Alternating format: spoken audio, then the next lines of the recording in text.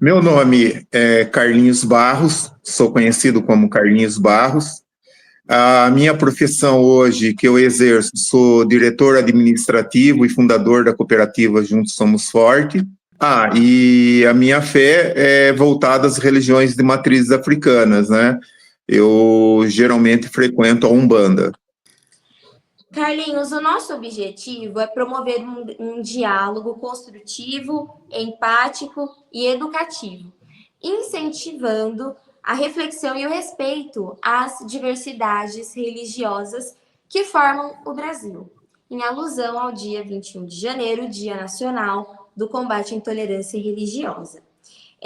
Eu gostaria de saber, Carlinhos, como você define intolerância religiosa e de que maneira percebe suas manifestações no cotidiano? Bom, eu acho que sempre é bom a gente relembrar o motivo dessa comemoração, né, que é o dia 21 de janeiro, que se comemora, né, o Dia da Intolerância Religiosa. A gente precisa relembrar os fatos que antecederam, né, e que provocaram ou que foram o desfecho para essas comemorações.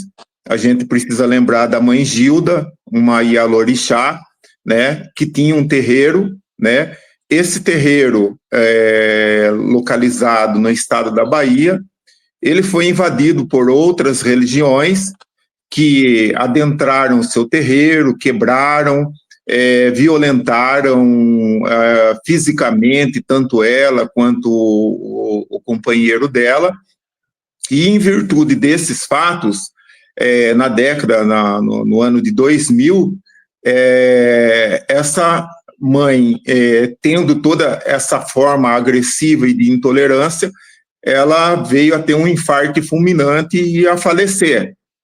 Depois, em consequência disso, em 2007, né, uma lei foi aprovada, né, em dezembro de 2007, uma lei foi aprovada, né, justamente em virtude dos fatos ocorridos e dessa intolerância praticada por outras religiões, aonde se decretava, então, o dia 21 de janeiro como o dia da intolerância, da reflexão sobre a intolerância religiosa. Agora, eu acho que é importante, quando a gente traz essa reflexão à baila, né, e esse caso específico que aconteceu com a mãe Gilda, e, infelizmente, depois disso, a gente é testemunho de várias outras situações, né, e de um ascendente que a gente teve, principalmente a nível de Brasil, com os movimentos ultraconservadores, do crescimento dessa religião em relação às religiões de matrizes africanas. Mas eu acho que é bom a gente, assim, rememorar um pouco a história, né? Se a gente parar para observar, né, qual é o cunho ideológico que existe por detrás dessa intolerância religiosa, né? O que está por detrás disso? Se a gente fazer uma reflexão histórica, a gente vai entender que hoje o braço da intolerância religiosa, na verdade, ele sustenta a manutenção do poder. É a manutenção do poder. Se a gente buscar historicamente as guerras que aconteceram pelo mundo, por exemplo, vamos pegar aí no século XI, no período medieval e até no período renascentista, né, as guerras santas, né, as grandes cruzadas provocadas pelo catolicismo, aonde eles buscavam dominar outros países no mundo para a manutenção justamente do cristianismo, né? Então, do cristianismo, entre aspas, né? Mas para a manutenção do cristianismo. Então, era a sustentação do poder em si. E aí a gente, para não se alongar muito, fazendo uma síntese bem rápida da história, né? A gente vindo aqui para o Brasil, principalmente no século XIX, metade do século XIX, por exemplo, a gente tem aqui no Brasil a vinda dos confederados, né, e de pastores confederados que eram escravagistas e que tinham justamente para com eles escravos, né? Então, eles eram os detentores de escravos, né? E eram pastores escravagistas, e é justamente nesse período que se dá o início do protestantismo no Brasil, né? Em meados da metade, mais ou menos, do século XIX. Então, quando a gente começa a refletir isso historicamente, e depois a gente vê a ascensão do do movimento neopentecostal no Brasil no século XX, né? E a gente vê o crescimento desse movimento neopentecostal, né? Que vinha justamente com essas pautas de defesa de movimentos conservadores, contra os movimentos LGBTs, contra as vítimas, contra o aborto de vítimas de estupro, contra as religiões de matrizes africanas. A gente percebia aí justamente o reforço justamente da sustentação de pautas conservadoras e de um movimento higienista, né? Um movimento pautado justamente por donos do poder, essencialmente brancos, né? E que se contrapunham ao pluralismo ideológico, se contrapunham a esse pluralismo ideológico. Então, a gente vai, na verdade, perceber através de um movimento histórico, dessa rápida viagem que a gente faz, dessa síntese da história, né, que os movimentos, desde lá das cruzadas até os dias de hoje, eles sempre foram movimentos de sustentação do poder. Então, a intolerância religiosa, ela não é senão um braço, justamente, dessa forma de se contrapor a esse pluralismo ideológico, de se contrapor a pautas progressistas e em defesa justamente desses movimentos que ditam e seguem as regras e os ditames do poder e de um poder higienista, de um poder branco. Fazendo essa reflexão e essa viagem e vindo para os dias de hoje, né, a gente começa a pensar, bom, dia 21 de janeiro está chegando, né? E o que nós, porque eu gostaria de falar assim, Isabela, aqui, o que é que nós, enquanto movimento, devemos fazer para não falar para nós mesmos, sabe? Para os próprios que já compreendem tudo isso, mas uma forma da gente conseguir atingir outras formas ou outros segmentos dentro da sociedade que pensam diferente e que consigam compreender a dimensão de tudo isso. Se a gente parar hoje para pensar, em face justamente desse movimento de intolerância religiosa, a gente percebe, por exemplo, a migração principalmente de negros migrando ou esquecendo da sua ancestralidade ou da sua história, e migrando justamente para esses movimentos neopentecostais, né, que defendem pautas racistas e que se contrapõem a esse pluralismo ideológico. A gente acaba entendendo, e o sistema ele é sutil e ele é perverso, e quando principalmente essa população negra migra para essas pautas que na verdade vão dizer não para ele mesmo, né, a gente acaba entendendo que de uma certa forma é a alienação, mas é uma forma também desse negro dizer para o sistema que, olha, eu não sou negro, né, eu aceito aquilo que vocês estão me impondo, né. Tem um livro do pastor José Carlos, que foi escrito há um bom tempo atrás, que ele diz assim, negro não entra na igreja, espia pela banda de fora, né? E ele vai falar justamente desse movimento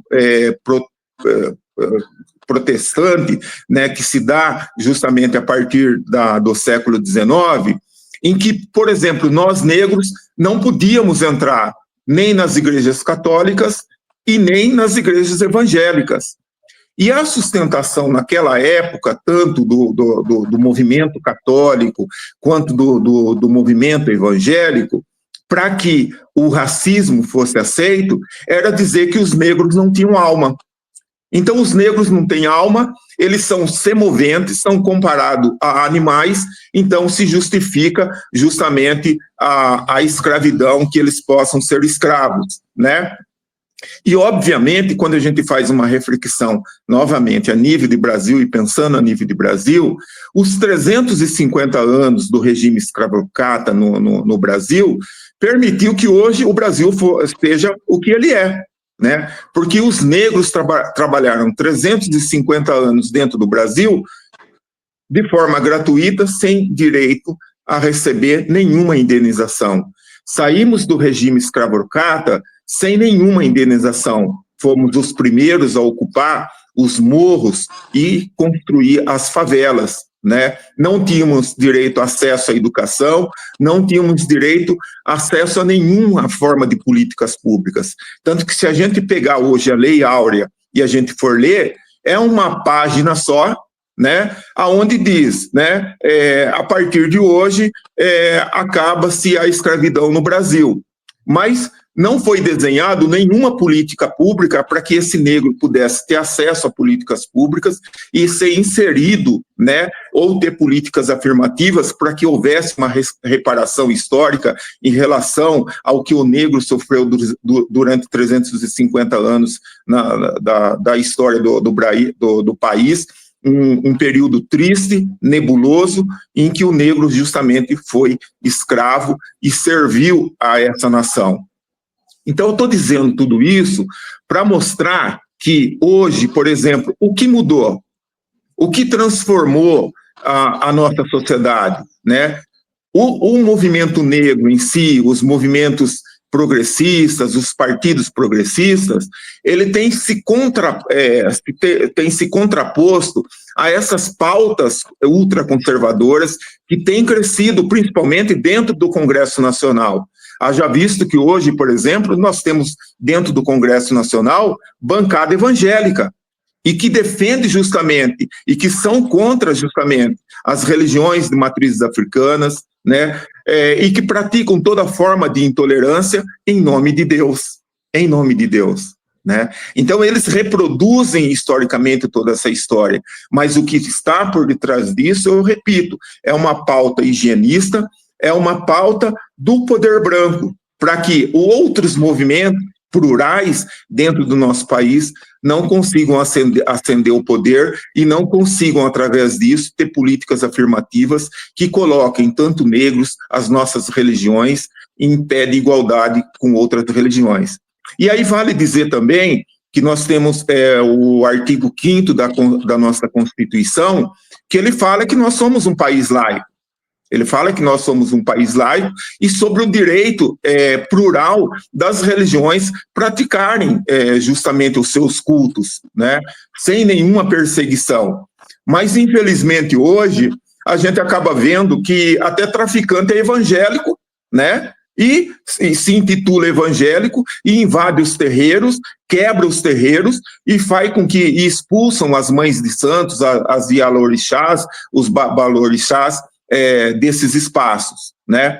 Então, existe sim um movimento hoje que nós precisamos estar atentos e que nós precisamos falar para os outros para que sejam parceiros dessa luta, de uma forma a se contrapor a esse racismo perverso, né, que se dá através da intolerância religiosa e que fala da manutenção desse poder, né? A gente precisa, inclusive, trabalhar com essa população mais alienada, mais leiga, né, que algo muito estranho está acontecendo, não só no Brasil, mas no mundo, né? E que nós não podemos ficar calados, passivos diante dessa realidade. Ao contrário, a gente precisa reagir, lutar e se contrapor a esse sistema eugênico, esse sistema eugenista, e fazer com que os nossos direitos sejam respeitados e que as nossas religiões elas possam ter o direito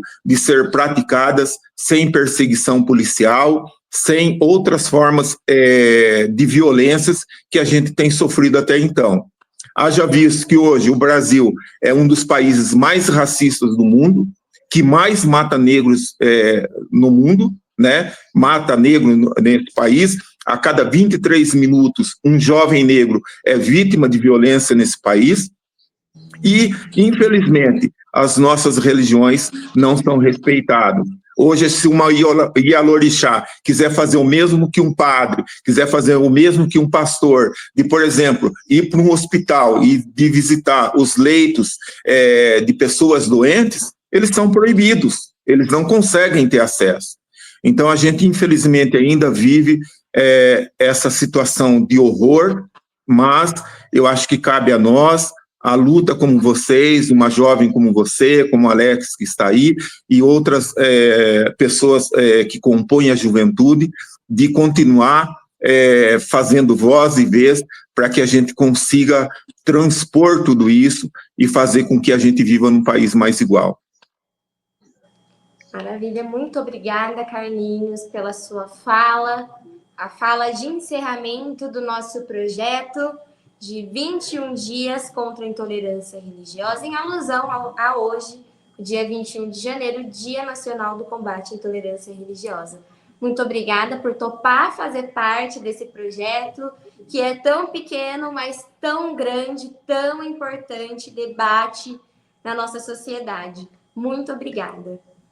Parabéns pela iniciativa de vocês. Muito obrigada, Carlinhos. Um abraço. Axé. Axé.